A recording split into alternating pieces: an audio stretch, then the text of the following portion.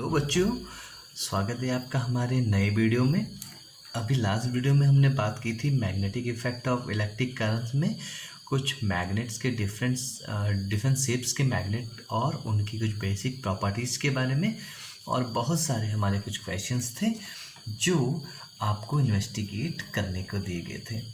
तो अभी इस वीडियो में हम बात करेंगे कुछ और जो हमारे प्रीवियस कॉन्सेप्ट्स हैं जिनके बारे हम ऑलरेडी जानते हैं, कुछ के बारे में हम नहीं जानते हैं, कुछ के बारे में हम ज़रूर सीखेंगे। और बहुत इंटरेस्टिंग होने वाला है वीडियो, और जिसमें हमें काफ़ी सारी नई बातें सीखने को मिलेंगी।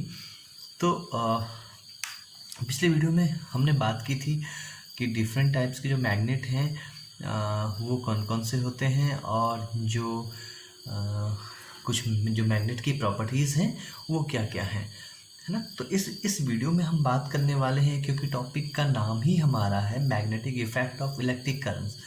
तो यहाँ पे हम बात करने वाले हैं कि जो मैग्नेट और करंट का रिलेशन क्या है, और अगर और स्पेसिफिक इसकी बात की जाए तो मैग्नेटिक फील्ड और इलेक्ट्रिक फील्ड का रिलेशन एक्चुअली है क्या। तो यहाँ पे हम एक सिचुएशन लेते हैं, और वो एक्टिविटी हमने यूजुअली की भी होगी, है ना, अपनी प्रीवियस क्लासेस में। तो अगर आपके पास एक आयरन नील है और जब हम उसके ऊपर एक इंसुलेटेड कॉपर वायर को लपेटते हैं और उसे किसी बैटरी से जोड़ते हैं, तो हम देखते हैं कि कुछ देर बाद जो ये आयरन नील है ना, जो लोहे की कील है, ये कुछ लोहे की छोटी छोटी वस्तुओं को अपनी ओर आकर्षित अट्रैक्ट करने लगता है। तो ऐसा आखिर हुआ क्यों? ऐसा क्या था कि जो ये पहले अट्रैक्ट नहीं कर रहा था, लेकिन जैसे ही हमने कील पे कॉपर वायर को लपेटने के बाद उसे बैटरी से जोड़ा, तो ये कुछ चीज़ों को अपनी ओर अट्रैक्ट करने लग गया। और ये चीज़ें आपकी ऑल पिन्स हो सकती हैं, छोटी छोटी आयरन नेल्स हो सकती हैं, आयरन फाइलिंग्स हो सकती हैं, and this is similar to the magnets. Okay, तो ये मैग्नेट के केस में हमने देखा था कि वो आयरन, निकल, कोबाल्ट, है ना, स्टील, ऐसे कुछ ऑब्जेक्ट्स को, इसकी बनी हुई कुछ ऑब्जेक्ट्स को क्या करता है, अट्रैक्ट करता है। तो यहाँ पर भी ये जो आयरन नेल है, ये अगर देखा जाए तो इलेक्ट्रिक करंट की फ्लो होने के बाद, जैसे आप इसको बैटरी से जोड़ते हो और कॉपर वायर्स को इसमें लपेटते हो, तो क्या हुआ, बहुत सारे टर्न्स आपने लिए हुए। तो ये इलेक्ट्रिक करंट के फ्लो होने से ऐसा क्या हो गया कि इसमें मैग्नेटिक कुछ प्रॉपर्टीज़ आ गई हैं, मैग्नेटिक कुछ गुण आ गए हैं, चुंबक के गुण आ गए हैं। तो यही सब कुछ हम इस चैप्टर में, इस पूरे एंटायर टॉपिक में चैप्टर्स में करने वाले हैं। तो ये शुरुआत है जो हमें बताता है कि इलेक्ट्रिक करंट के फ्लो होने से, इलेक्ट्रिक करंट के किसी सर्किट में होने से उसके चारों ओर मैग्नेटिक फील्ड बन सकता है। तो ये हमारी शुरुआत है। तो अभी ये सिचुएशन हमारे लिए ये समझने के लिए काफ़ी होगी कि इलेक्ट्रिक करंट के होने से किसी भी तार के, किसी भी वायर, कंडक्टर, कुछ भी है चालक है, उसमें चुंबकीय गुण आ जाते हैं। वो चुंबक के तरीके व्यवहार करता है, या कहें कि उसमें उसके चारों ओर चुंबकीय क्षेत्र यानी मैग्नेटिक फील्ड बन रहा है। ओके, सो थोड़ा सा हम फिर से रिकैप करते हैं, और तो ये हमने डन कर लिया है। अभी देखते हैं कि इस मैग्नेट, अगर आप बार मैग्नेट को लो, अभी और कुछ प्रॉपर्टीज़ की बात कर रहे हैं, इस मैग्नेट के सराउंडिंग्स का जो स्पेस है, अगर आप इसके चारों ओर के दूसरे मैग्नेट को लेके आए, या किसी आयरन की बनी किसी ऑब्जेक्ट्स को अगर लेके आए, तो यहाँ पे आप देखेंगे कि कोई ना कोई, किसी न किसी तरीके का फोर्स लग रहा है ना।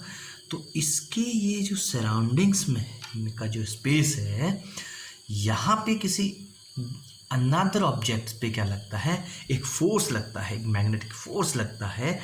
तो इस जो ये स्पेस है, जो ये रीजन है, इसको हम कहते हैं यहाँ पे क्या है, मैग्नेटिक फील्ड है।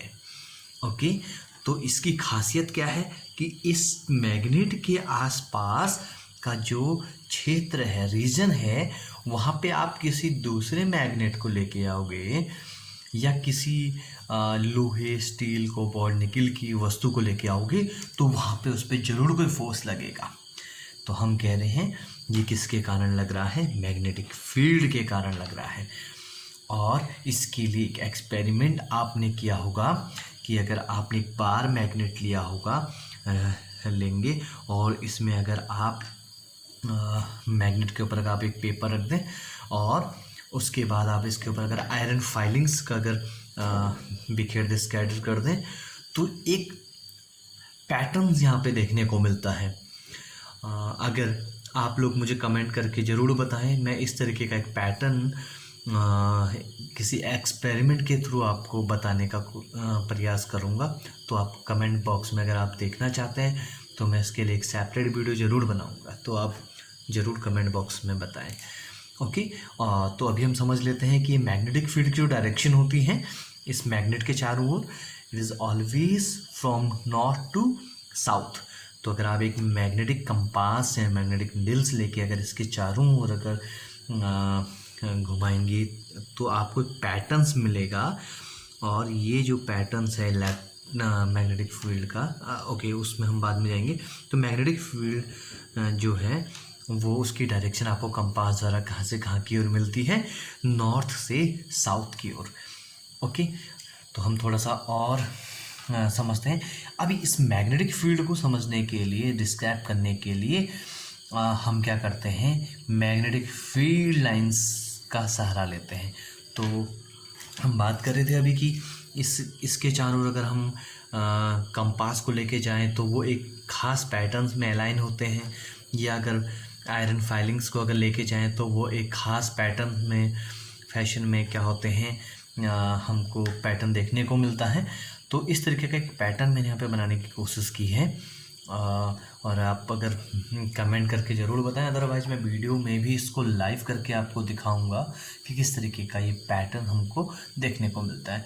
तो ये देखिए, ये जो लाइंस हैं ये नॉर्थ से निकल रही हैं और कहाँ जा रही हैं?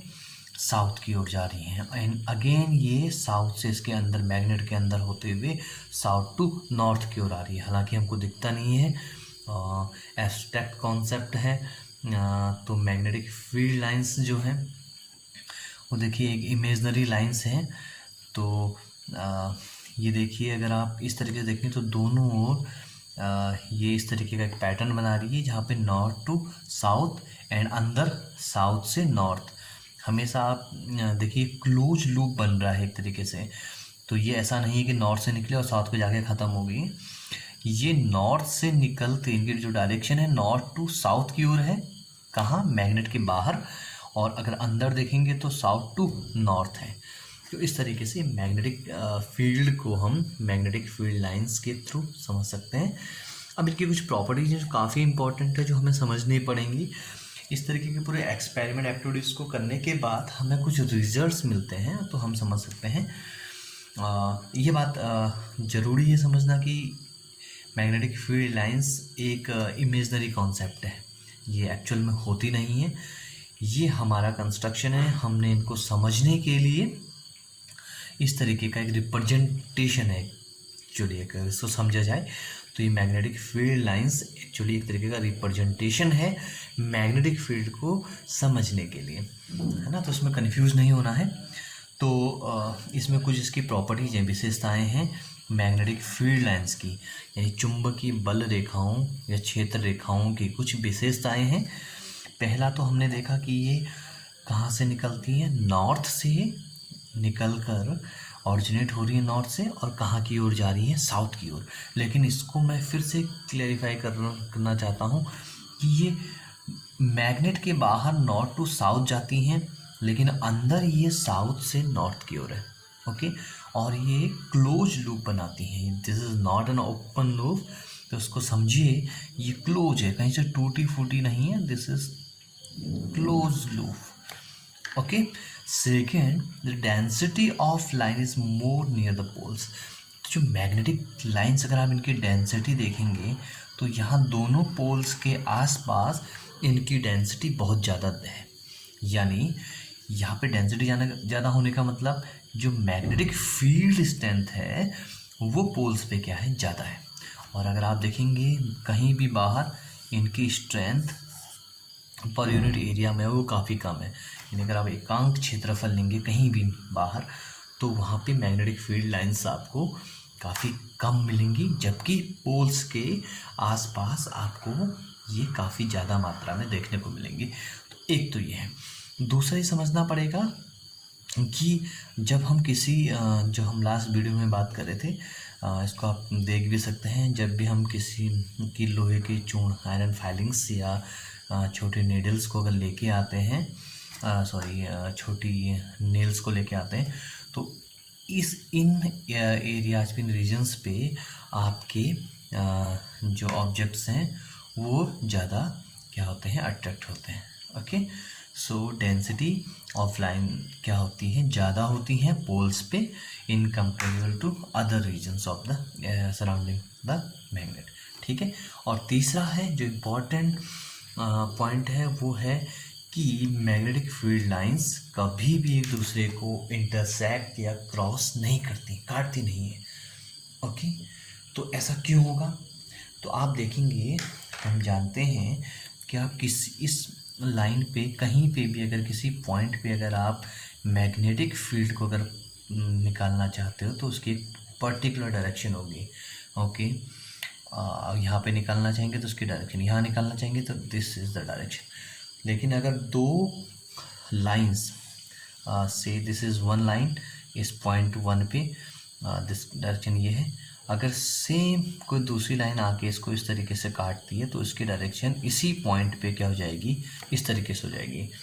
तो हमें पता है कि एक ही पॉइंट पे एक साथ दो डायरेक्शन पॉसिबल नहीं है, तो इसलिए ये हमारे लिए पॉसिबल नहीं होगा इमेजिन करना कि दो लाइंस एक दूसरे को क्या करती हैं, इंटरसेक्ट करती हैं। तो इस तरीके से हमने कुछ बेसिक प्रॉपर्टीज़ के बारे में पढ़ा, इलेक्ट्रिक फील्ड लाइंस के बारे में। नेक्स्ट वीडियोस में हम कुछ और चीज़ें, कॉन्सेप्ट्स को समझेंगे magnetic effect of electric current के बारे में। एक बार फिर से अगर आपको इस कॉन्सेप्ट से रिलेटेड अगर कुछ वीडियोस अगर देखने हैं तो आप कमेंट बॉक्स में ज़रूर बताएं।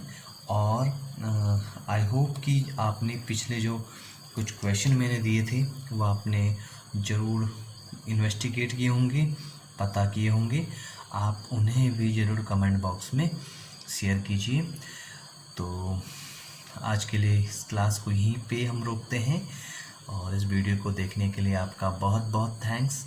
जो लोग नए हैं इस चैनल पे, please like, subscribe and comment, ताकि हमें और मोटिवेशन मिले और वीडियो बनाने के लिए। थैंक यू बच्चों, बाय बाय।